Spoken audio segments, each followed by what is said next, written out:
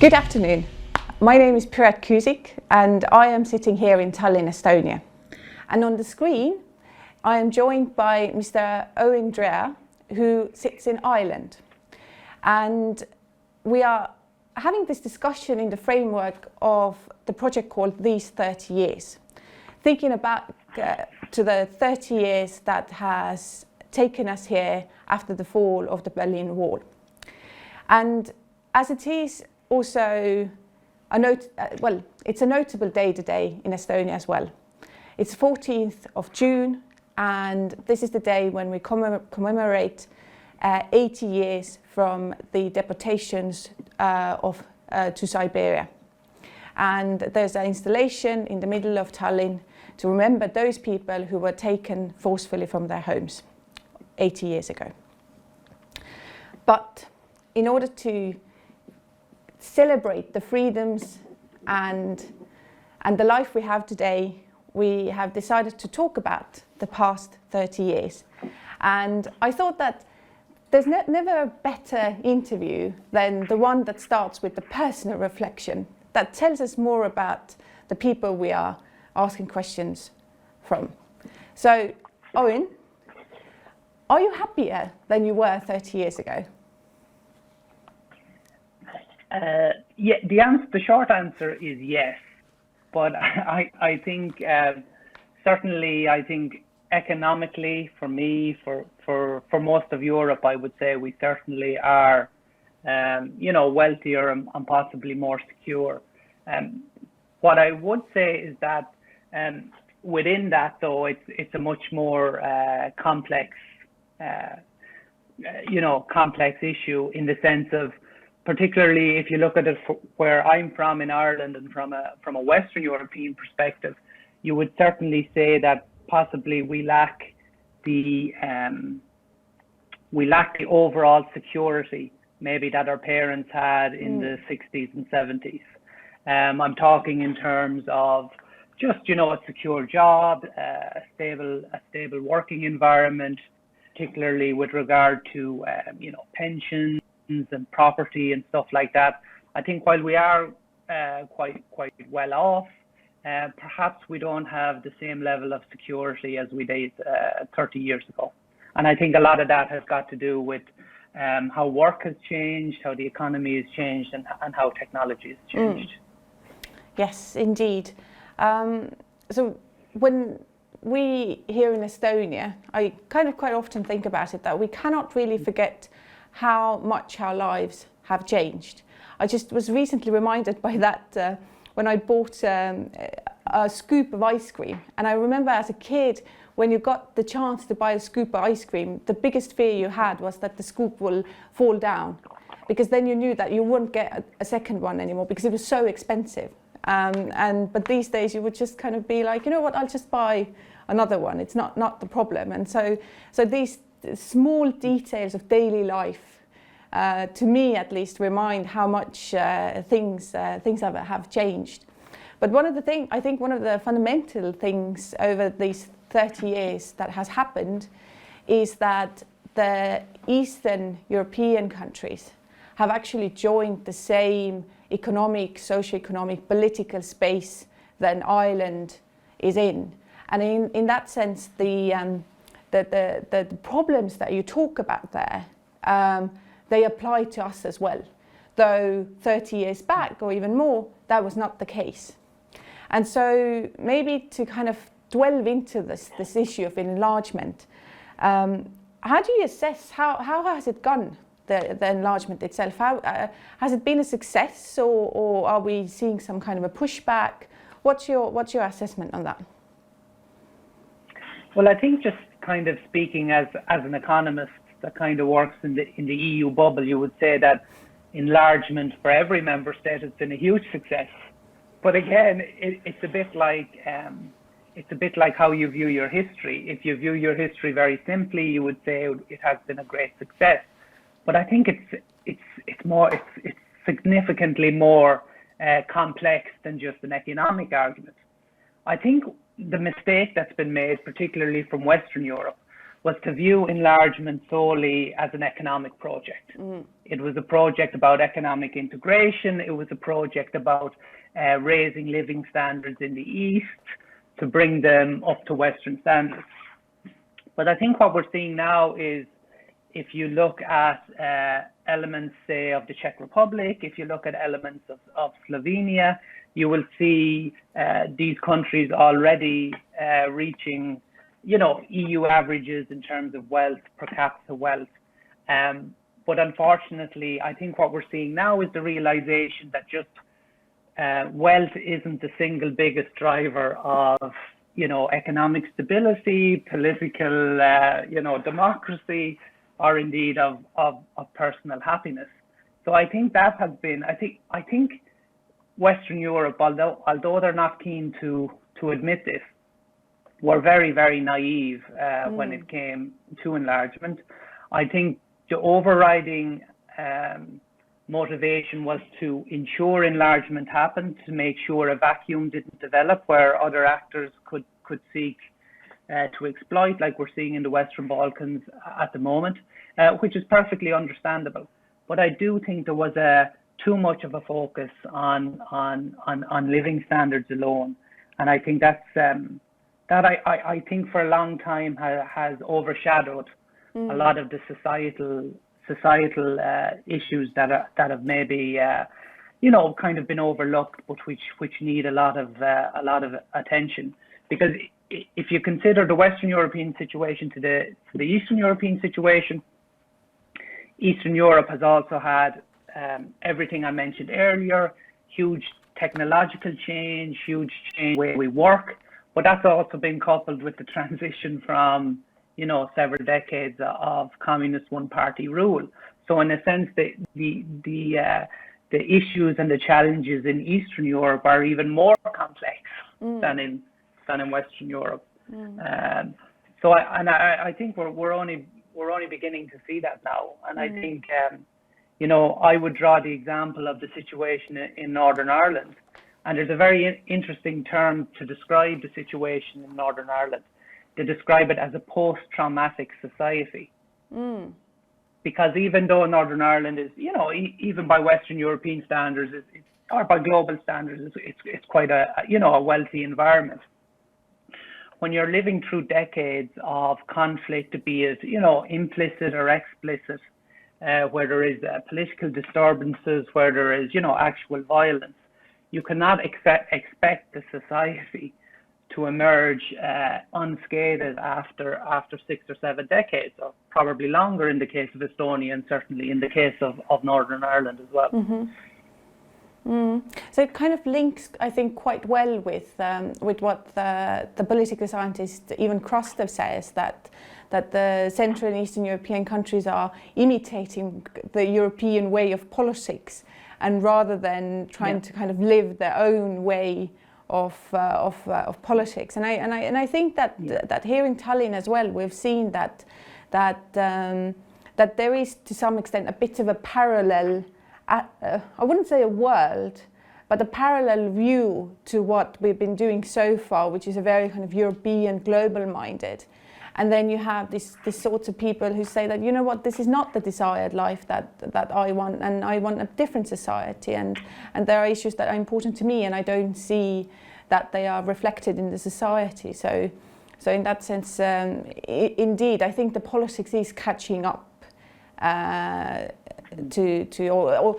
Or maybe catching up is the wrong way to say that. I think maybe our own version of politics is kind of coming out again, and indeed it is to be said that you can always be smart looking back, but to some extent, I think when we think about the future and the future enlargements, then this is something to be thought of. That as you say, economic integration is one, but politics is another thing, and they don't go always hand in hand. So, indeed.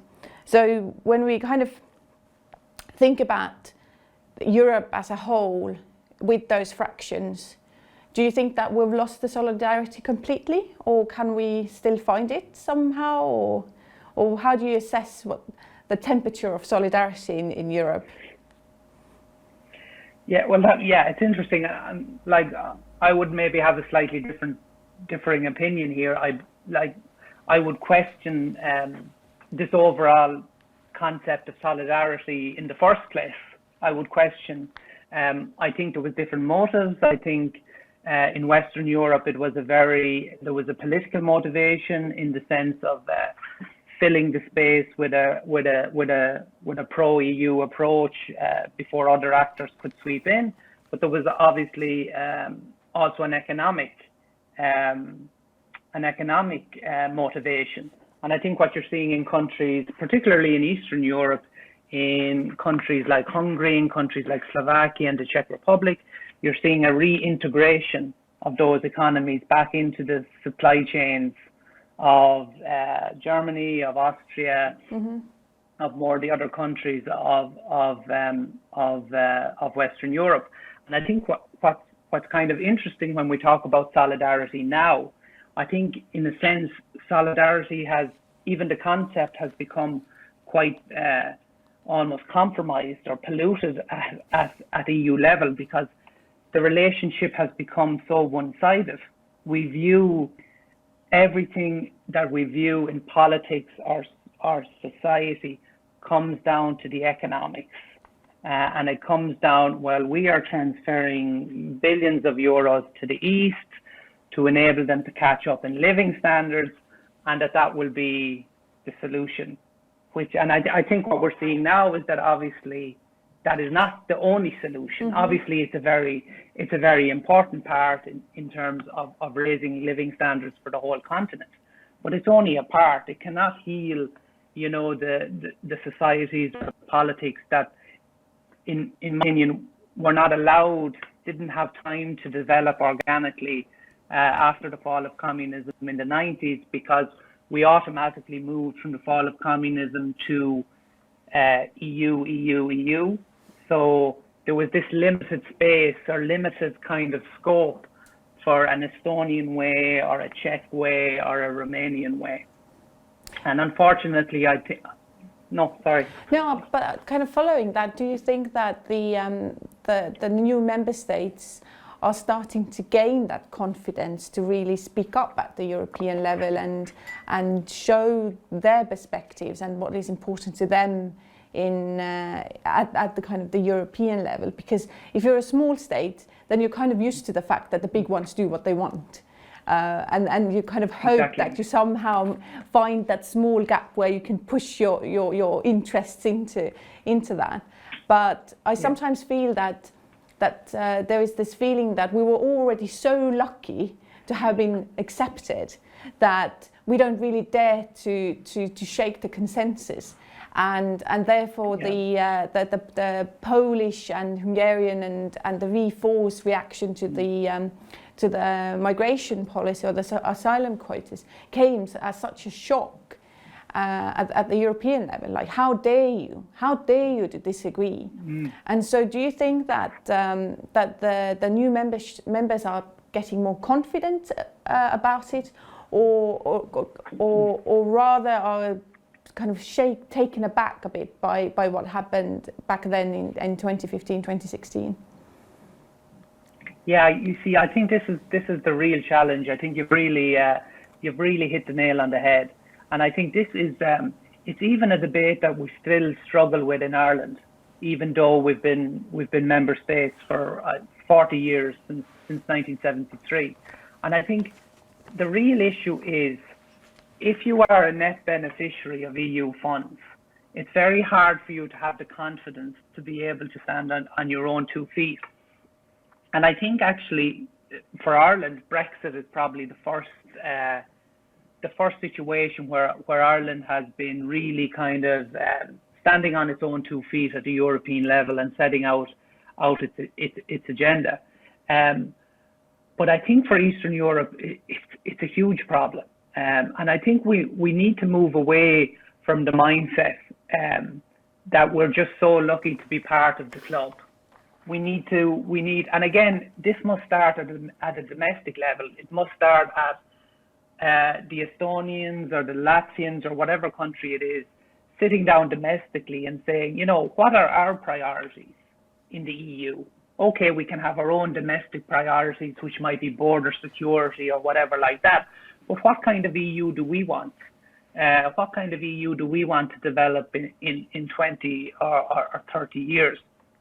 And unfortunately, that's becoming more and more difficult because unfortunately, probably like the 3 or the 4 biggest economies in Eastern Europe, Poland, maybe Hungary, the Czech Republic, what we've seen there is that they have taken quite an uncompromising stance in the sense that Westerners perceive it to be give us the EU money and leave us alone.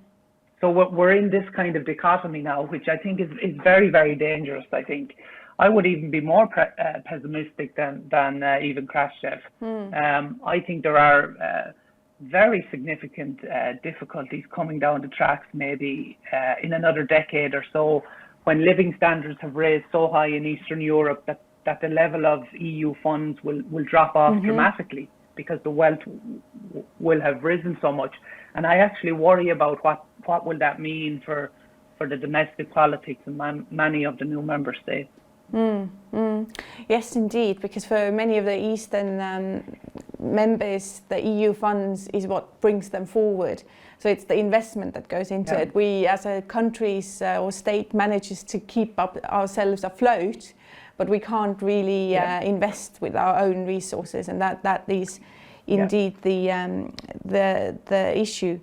So kind of coming back to maybe from this high politics back to a bit more kind of personal touch, do you think that your children will live better than you did?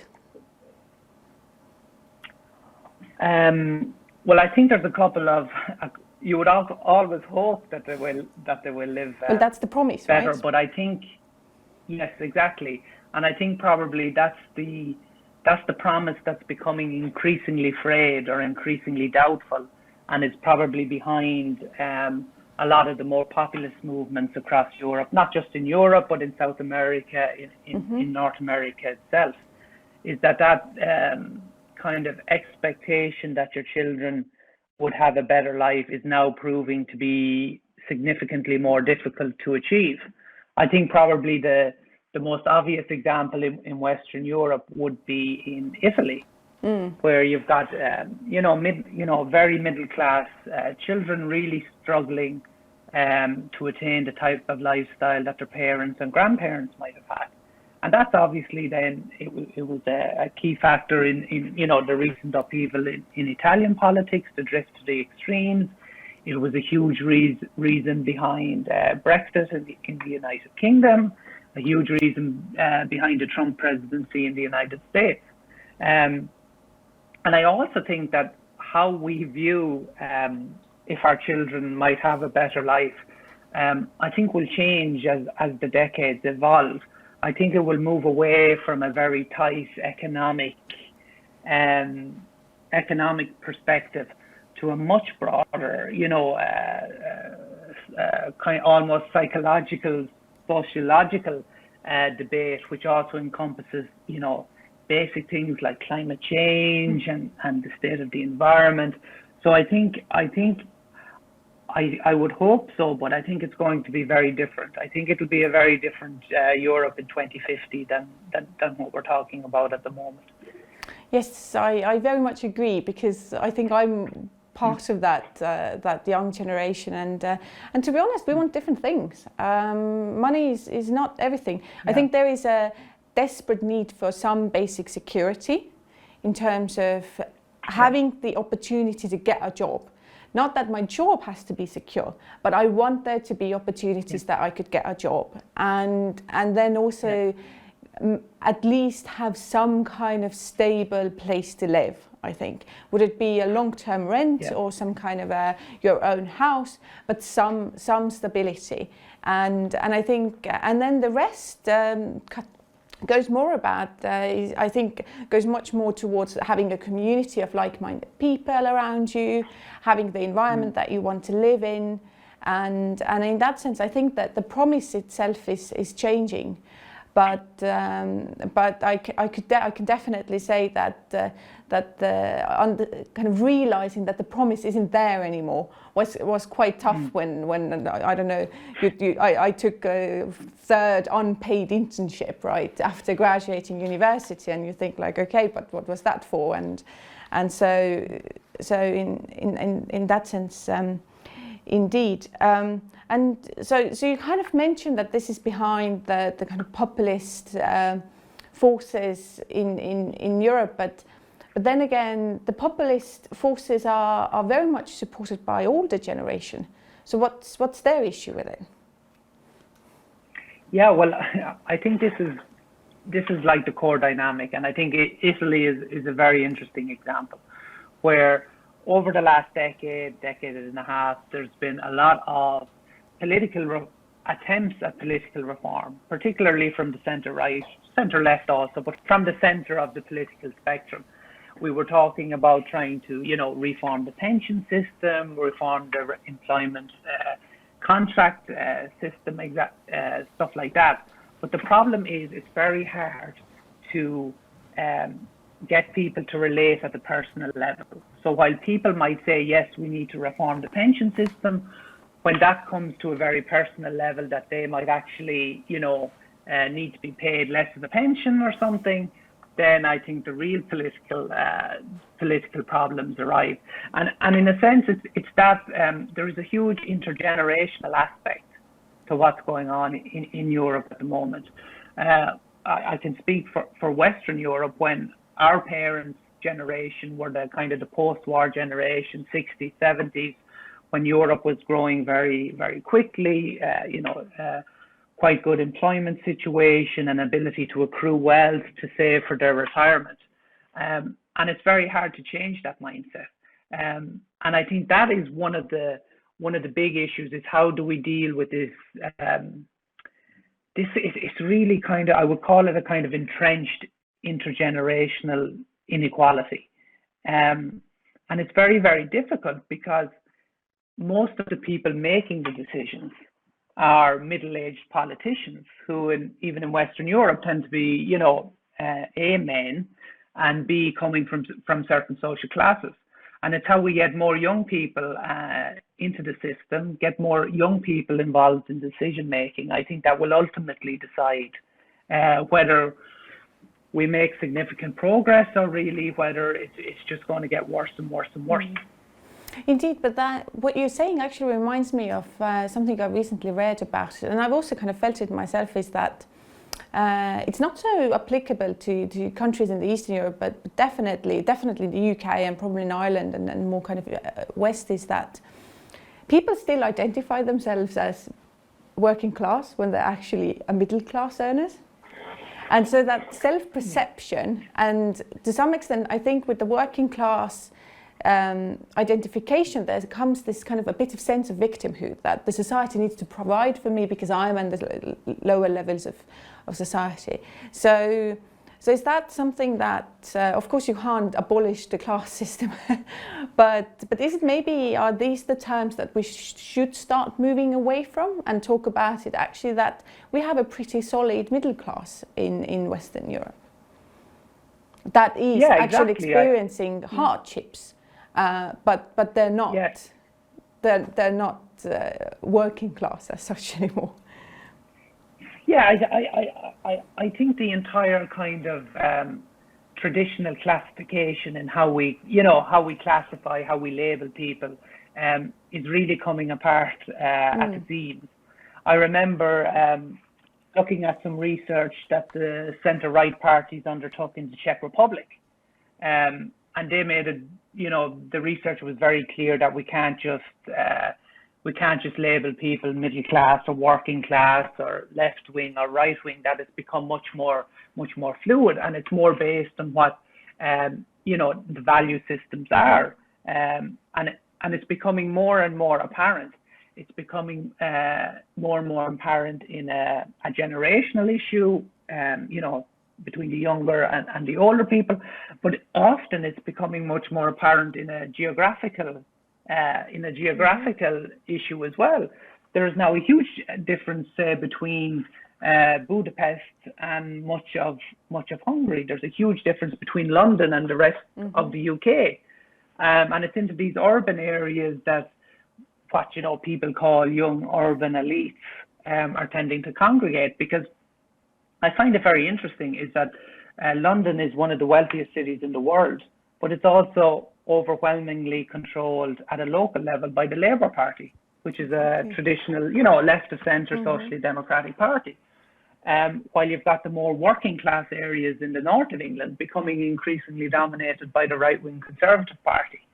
So I think when you get age and geography combining together, we're seeing pretty really seismic shifts.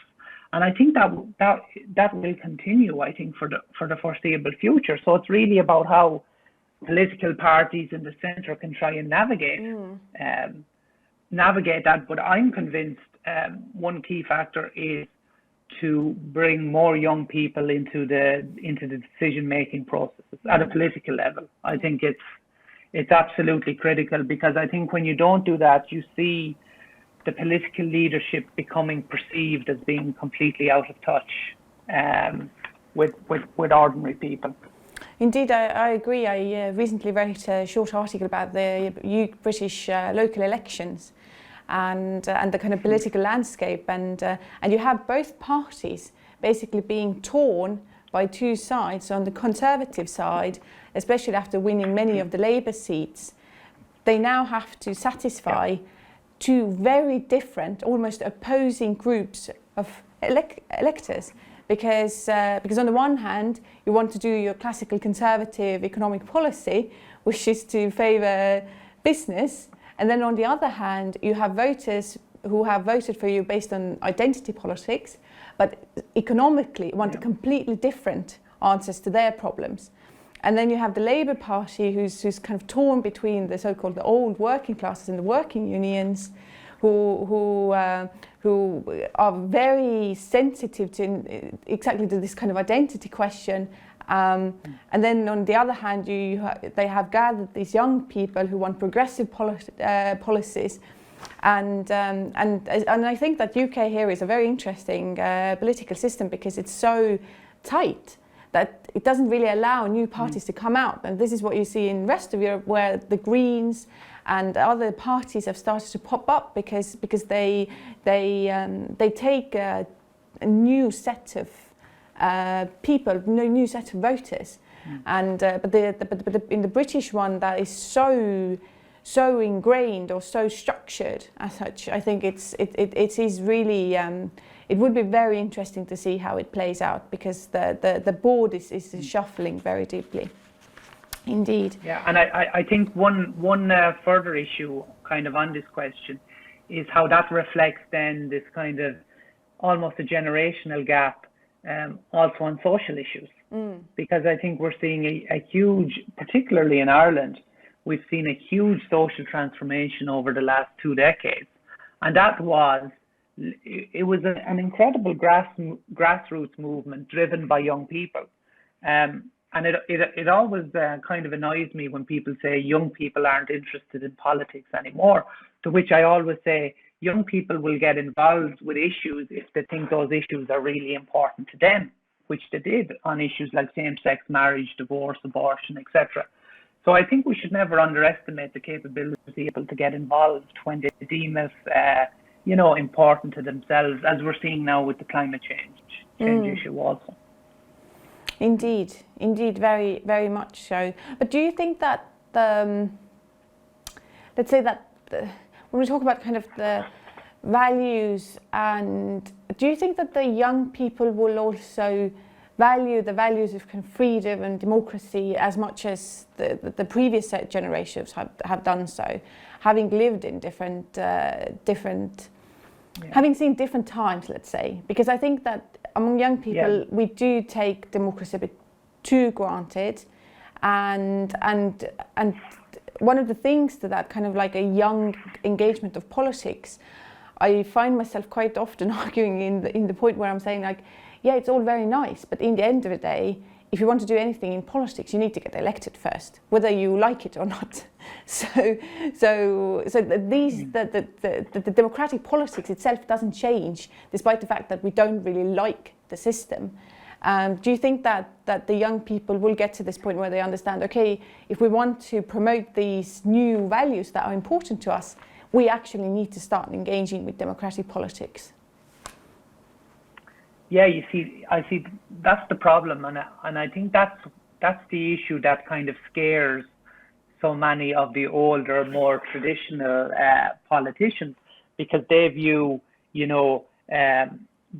too many young people with new ideas as, many of them would view them as borderline anarchists, because they simply don't understand. They don't understand the issues that are motivating these young people. And I think we shouldn't forget as well that people's perceptions change when they don't have living memory of these events. So now, if we have a generation who were born after the fall of the Berlin Wall, after the fall of communism, it's a fundamentally different.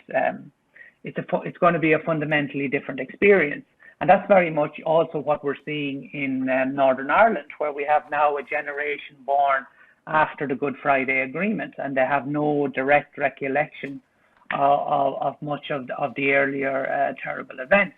So it's very, very difficult, and I think it comes back to what we were talking about at the beginning, when we were talking about the need for every member state, for each country, to have their own space outside of the European Union bubble, outside of any external influences, to have that honest debate about their own societies and about their own memories. Because in Ireland at the moment, we're going through a decade of centenaries to mark, the Irish War of Independence. Same here. Yeah, exactly. Everything is 100 years. Yes, everything is 100 years. But again, there's been a lot, some controversy because different political traditions want to remember it differently. But I think the most important thing is to have kind of an inclusive process, which means that even if you don't necessarily, that they at least have a space to feel that they are included in the whole system. I think that's very, very important, and it's probably the biggest lesson from Northern Ireland, which is that if you get whole communities or ethnic groups that feel excluded from society or feel that the government is prejudiced against them, then I think the democratic system will really be challenged. Indeed. This is something that I've also noticed in Estonia when we've seen the rise of a far-right party that has basically completely captured the idea of what does it mean to be an Estonian and what is patriotism, and when I talk to my friends and people of my age, what angers them the most is this kind of how can I say, hijacking the idea of what it means to be an Estonian, that there is only one way to be an Estonian, and if you're not that, then you're out. And so what you see is exactly, and I think this is something that might be a kind of a value among the young people, is not to go about social issues in a kind of exclusive way, that this is how it is and that's it and everyone else is out of the picture, but rather to go about social issues in a more inclusive way, starting from the point that, there are different ways to go about it. And I think this is what the support to gay rights really shows, is that the potential argument or the fundamental argument is that there are different ways to live, and and we're going to celebrate each one of them. And so it would be, hopefully in my kind of idealistic dreams, I hope that this is something that comes along with in the future, that we don't approach politics as an elimination, but rather as a way of inclusion as such. So I want to kind of finish on looking at more of a kind of global scale, so kind of working ourselves up from bottom to up. And and this series is to remember the 30 years and the kind of democracy and liberal values and freedoms. But to some extent, when I look at the world today, I kind of feel that maybe the trends haven't changed so much. That actually the same question, the ideological fight, is back on the agenda between the authoritarian China and then the rest of the Western, not only Western, but kind of the liberal world, where once again one finds itself arguing that no, we need to choose the side of democracy and not the other. Do you agree with that? And do you kind of, what do you think? Will history keep repeating itself in every few decades? Yes, I do think history will keep repeating itself, because we tend not to learn the history. We tend not to learn the lessons of history. So I think we are destined to repeat it. I think the historian Mark Mowitzer, like years ago, made a very good point that if you were looking down on the world in 1942, you would have said it's probably likely that totalitarian forces would win the war, given how it was in 1942. And his point was that we should never take democracy for granted, and I think we've seen that over the last 10 years. And I think there is I think those who are kind of in the center of these centrist political parties, pro-democratic parties, there was a mistaken belief that these populist kind of movements were driven solely by economics. Mm-hmm. We come back to economics again, that it was solely driven by the disadvantaged, by maybe those who have been left behind. And there's an element of truth in that, but it's certainly not the only dominant, factor. There's broader societal factors, and it's about the weaknesses of democracy, and it's about what democracy hasn't delivered, and it's about maybe that we underestimated the impact of globalization on certain groups and on the environment and on countless other issues. So I think about what we discussed earlier. It's about how you come back to a more inclusive kind of democracy and inclusive policies, and that requires, I think, a great deal of flexibility, and it also requires, I think, center-right parties to evolve a great deal. I think it's very interesting. I would draw on the examination or the example of the Fine Gael party in Ireland, which was traditionally very, very socially conservative, but which has managed to maintain a huge amount of support because it has evolved its position as its membership has evolved. And I would also give the example of the Christian Democrats in Germany, where particularly when it comes to women's rights, to issues like childcare, to issues again like some other social issues, that the party has slowly evolved. Now that doesn't mean that it's not without very significant internal conflicts, but I would argue that that's actually not a bad thing, because it shows there is a genuine space for debate and for inclusion.